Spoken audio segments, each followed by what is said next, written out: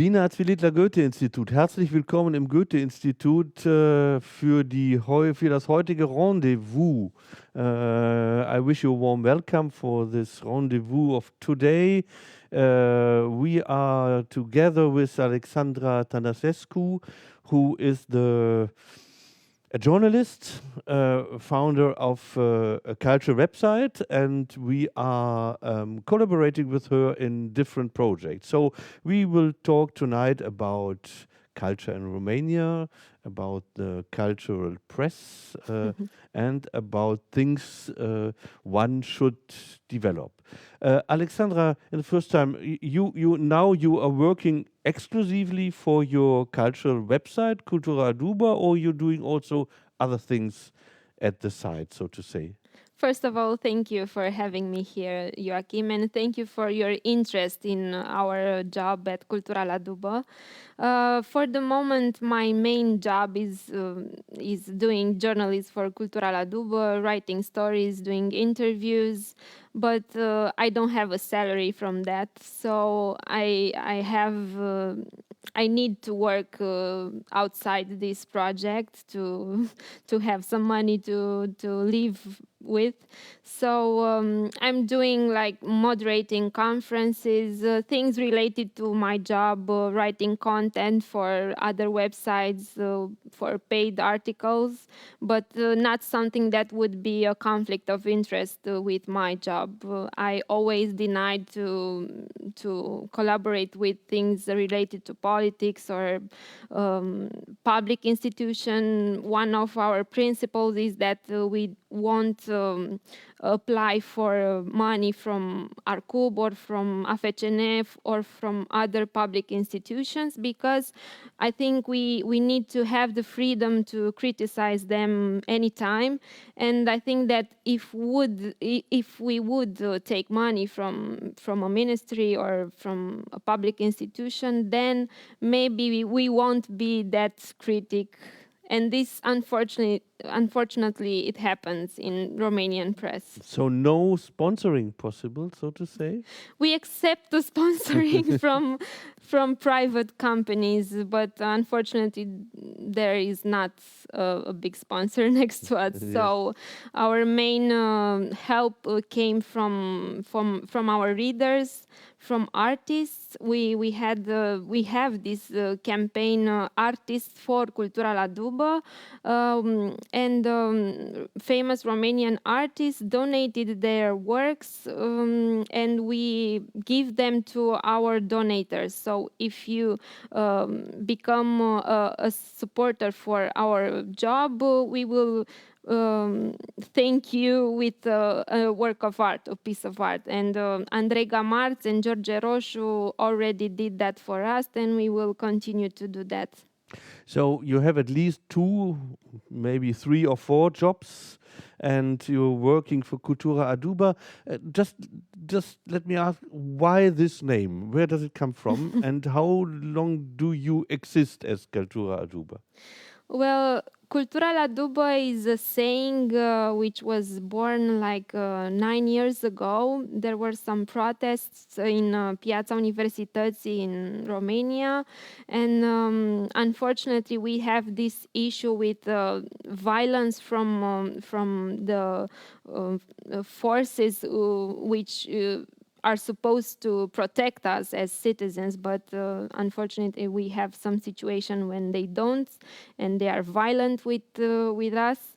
And there was this event, and 2 young guys were filming with their phones some violence of the police enforcement law, and one of the police guys said, where are you from? And the young guy said, we are from the cultural website. And the policeman said, oh, right, let's take the cultural website and take it into the van and apply them some treatment. And from then, this saying was born, that the culture is in the van where it's beaten, where is, I don't know, everything bad is happening. So I wanted to use this name, and I said that we are trying to get out the culture from the van through our work. So when we are writing about what's happening in Romanian culture, we are helping it to raise awareness about it and take it out of the van. And do you think that, because you talked about it, it's something which happened 9 years ago. Do you think that things improved since the time? Yeah. Yeah. No. No? Yeah, it's still, the culture is in the van still, but But could you explain what do you mean the cultures in the van? You talked about this violence, this way, but is it also in a general way that culture doesn't play an important role in Romania? Do you want to say this too? well, culture is very important for Romania. For example, if we are thinking about a lot of important awards which came from cinema, from Romanian film directors, there is a great image that they are doing for our country.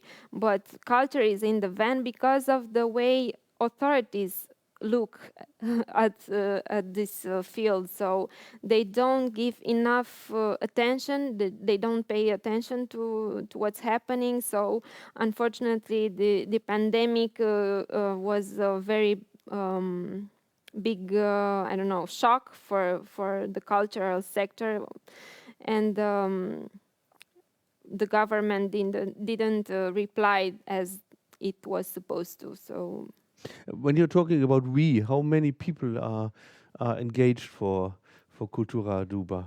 we are now like 10 people, 4 or 5 we are writing, and we have also some photographers who are helping us voluntary. We don't pay their work because we don't have the money. But we are all united in this belief that we are doing the right thing and our work is very important. So. And why Cultura dubă is necessary? Aren't there other paid, so to say, paying medias in this field of culture? Well, I think cultural journalism in Romania and maybe also in other countries, as you told me that it's happening also in Germany, it's like more of a PR, journalistic PR. Like we read only good pieces about, I don't know, theater plays or movies. Everything is positive because maybe there are paid articles, or maybe just because critics don't have the courage anymore to criticize the artistical movement. So and there is also this I don't know, we say limbaj de lemn is like wooden language. Yeah. Very specific to, I don't know, literature or to the field journalists are writing about. And I thought that it is important to bring culture close to the large public and speak about it in a very familiar way. So that's why we are trying to do things different. So if I understand right, you present on your website with the interviews and the articles culture in a understandable way. So you're not willing to have a kind of elite debate about high culture,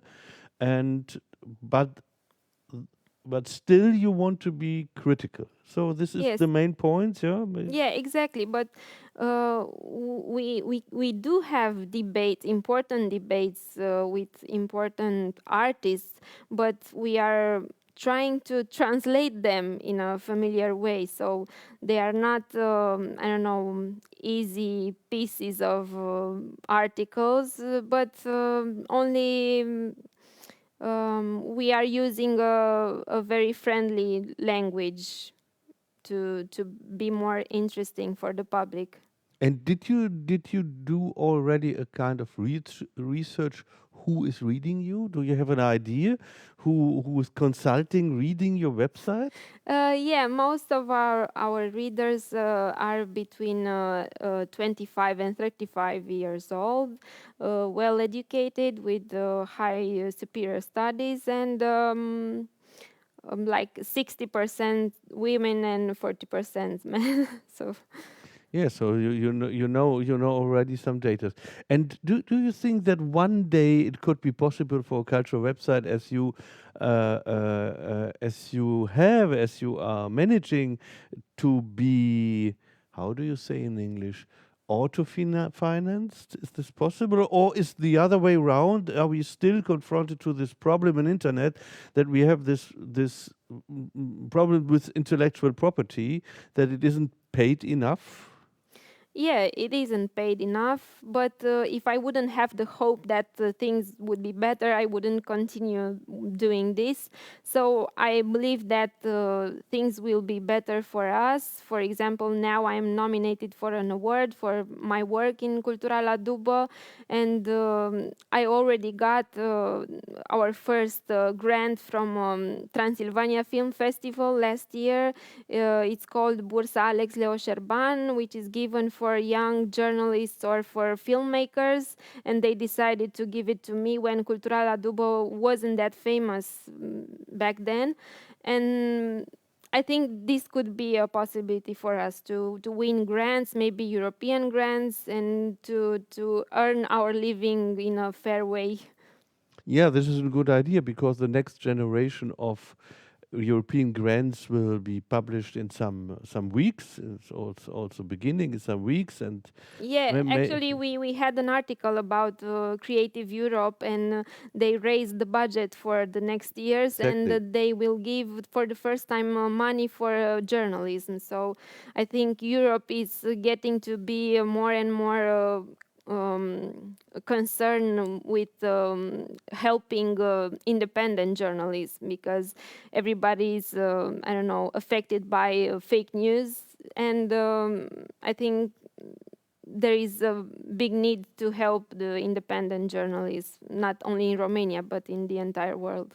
Yes, you're completely right, and it's true also that you know, when we're talking about culture journalism, and Germany, for instance, in Germany you have this really old and powerful medias. They have also problems. They're also in a crisis, but these medias in Romania you never could really build. So after 90 and the fall of the Yeah. communism, there was not the time and not the structures to build up really these kind of powerful cultural media. So it is very important, and what you say is very true, because you know, the cultural field is since 50 years already always enlarging. So we have this entry, so to say, of the popular arts in the cultural field. We have different other creative sectors, and it's true. I think now we are also discovering that journalism is a kind of integrative part of culture, and has to be protected. We have to create networks. We have to build capacity in this field. When we look to neighbor countries, today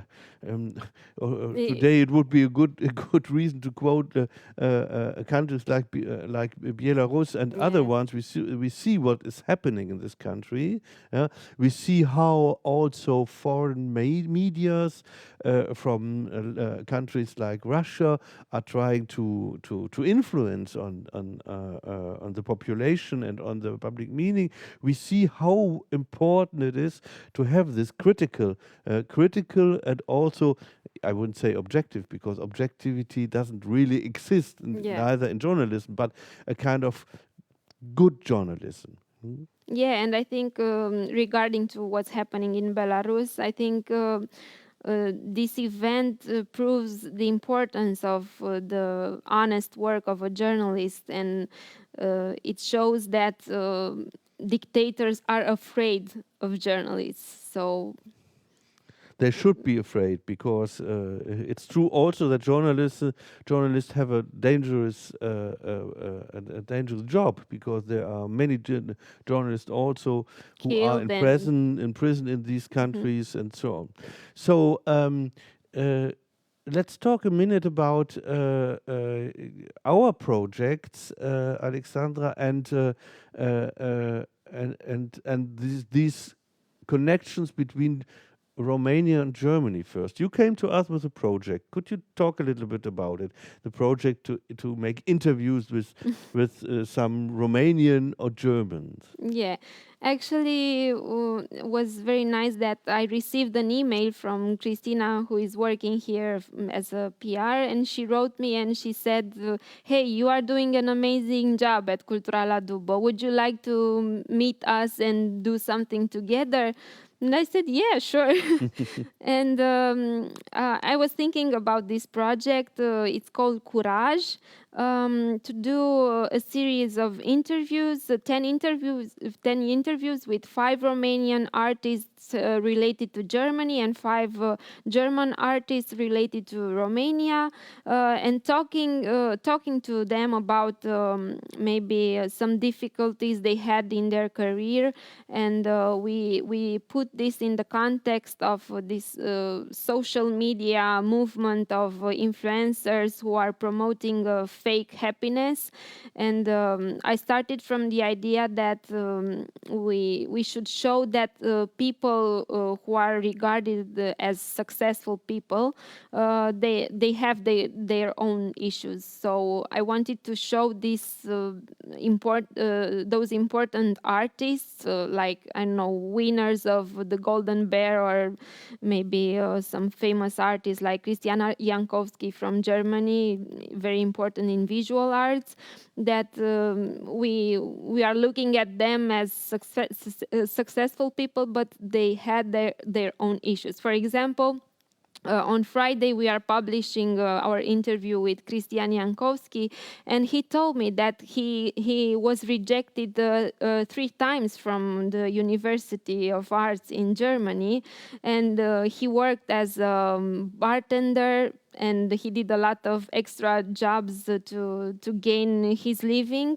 And we had a very important talk. So this is a project about Curaj, and we want to show to the young Romanian artists that there's nothing to be ashamed if you do another job, if you don't work in I don't know, arts or something you studied and you want to do as your hobby, or maybe this is the way for you to express yourself. Also, we had an interview with Christine Wenzel, and she told us also that it's very important to make a difference between what you should do for a living and what you should do for your soul. So for her, doing work of arts and exhibitions, it's something that she does because she wants to express her art in that way. But she's very realistic, and she said that she needs to have another job between. So this is often the case, you're right, for writers, for artists, that for you, with your Cultura dubă side, that we have 2 or 3 jobs. And I think it's very good that you show also that life isn't always that straight, that maybe also youngsters think. So we have also to accept our defeats. yeah, exactly. There are moments where we change the direction of our career, of our kind of living, of things like this. And for this, it's very, very good, this series. Could you just, first of all, I want to say that Christine Wenzel will have a very nice exhibition here Yeah, from 17th of June on. It's called Lovers in the Night. It's about sculptures, orchids she's making. This will be a really nice exhibition. I already invite you to this exhibition, and we will have other connections between your interviews and our cultural program. Yeah, So, and in October we will have our own exhibition here with quotes from these interviews here in Goethe Institute in Bucharest. We have already fixed the dates. I think in October. I don't know exactly the day, but for sure the public will find out from Cultura dubă. And we also had a very powerful interview with Alina Șerban, who is a Romanian actress who won the award for Best Actress in Germany last year.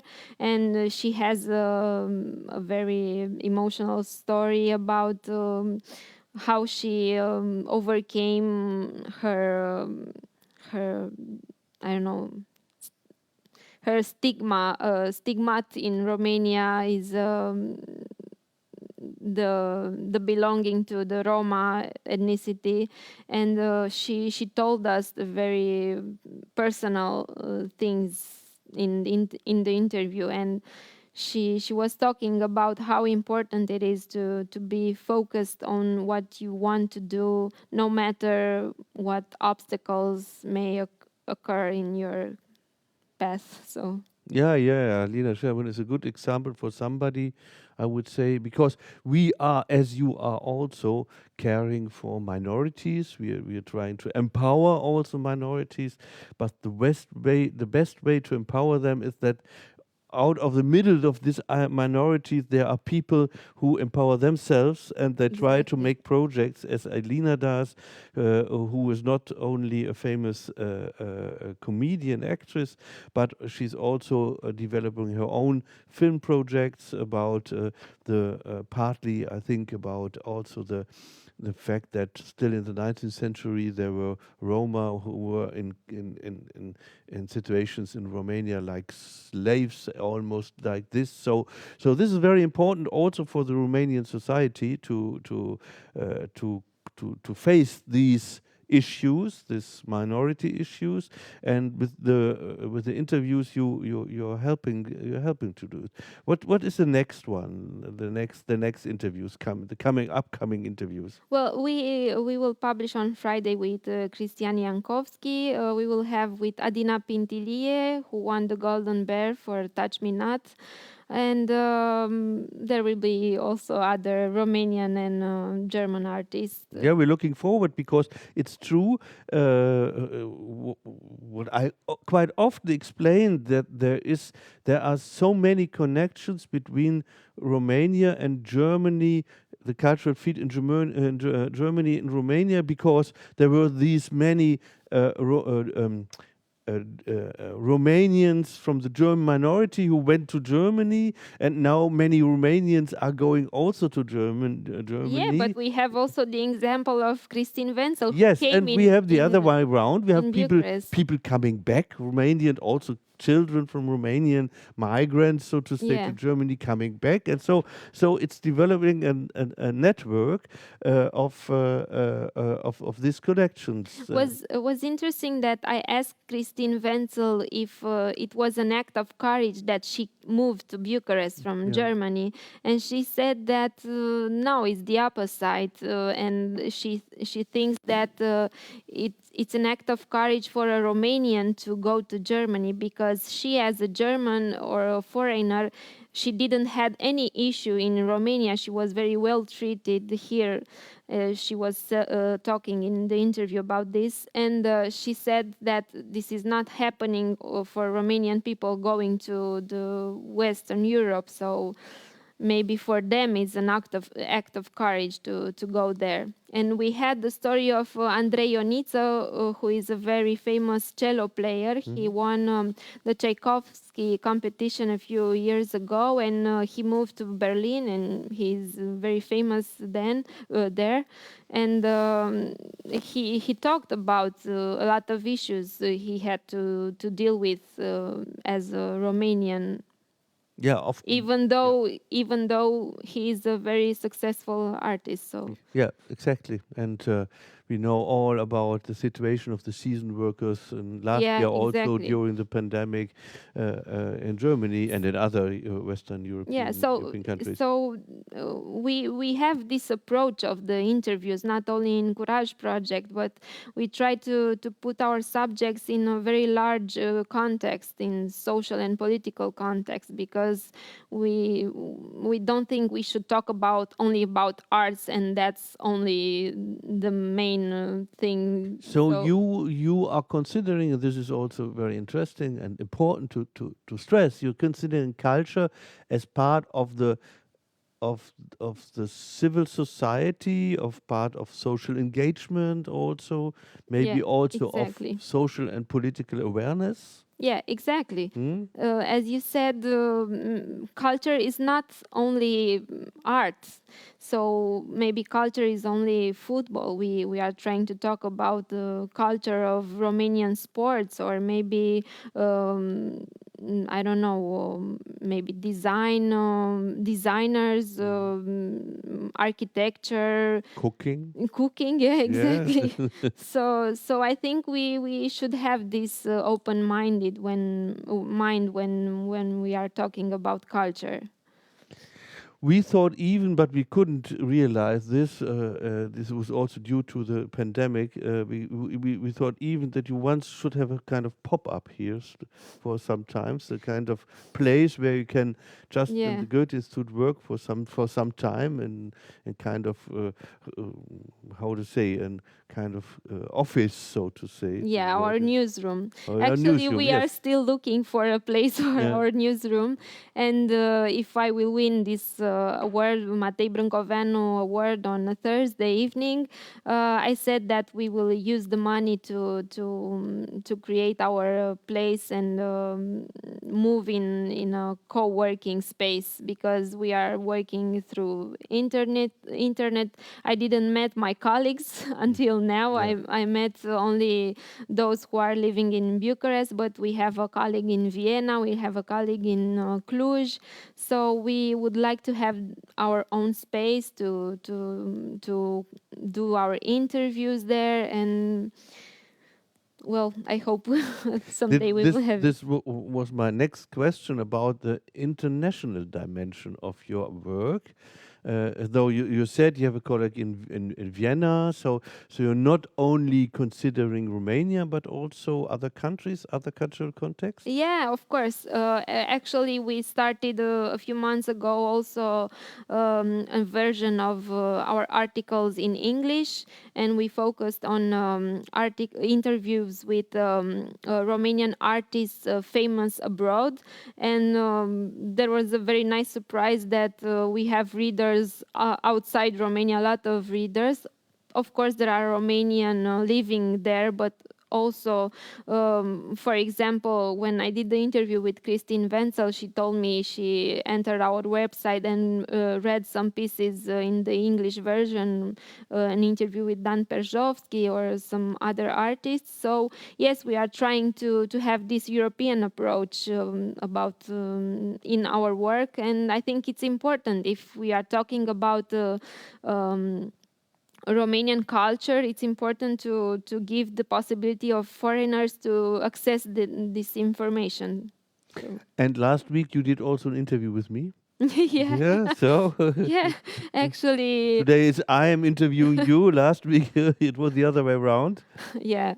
I prefer the other way. Do you prefer the other way around? I imagine. I still asking myself if I prefer the other way around or this one. I'm not so sure about it.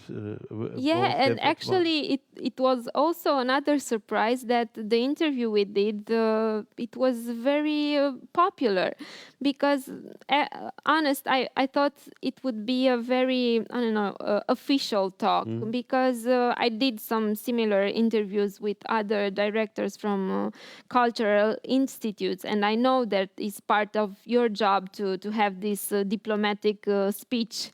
So I appreciate it, and the public also did, that you had this very open speech, and we had a very direct conversation, and you actually talked about things you've noticed here in Romania, and most of them are very true. Let's say, and I know our public knows it also, that we as a Goethe Institute, we are NGO, we are financed and paid by the German federal state, but still we have a kind of autonomy which other institutes which are more close to the embassies, more close to the ministries, doesn't have. So we are not so, and this is the first point. And the second point, we are turning around our kind to talk. Yes, you are asking me in a certain way, yeah. But the second thing I want to stress is only that we are convinced that we have to work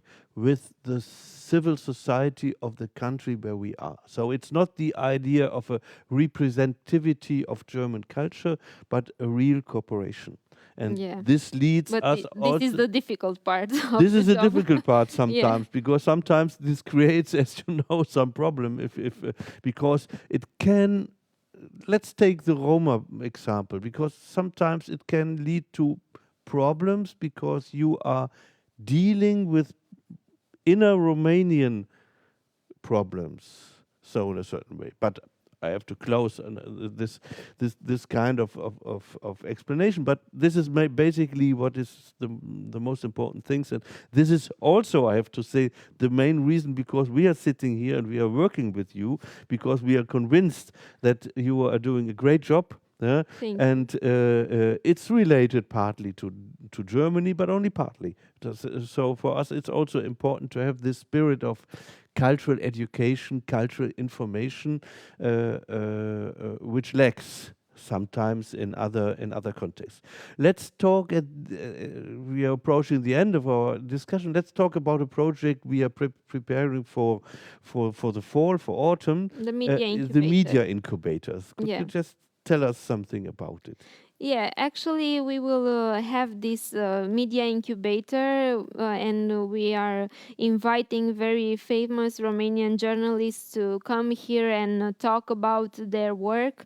And in the beginning, you asked me to do something related to cultural journalism, and I said we don't really have cultural journalism in Romania. So I said that I think that if you know the main steps you have to follow when you are a journalist, and you do that in a very correct way, then you can apply those steps in any field you are covering. So I'd rather invite here some very famous journalists, like from Pro TV, from Recorder, from other important newsrooms, to talk about their work. And we will have an open call for participants to come here and to apply with maybe a letter of intention.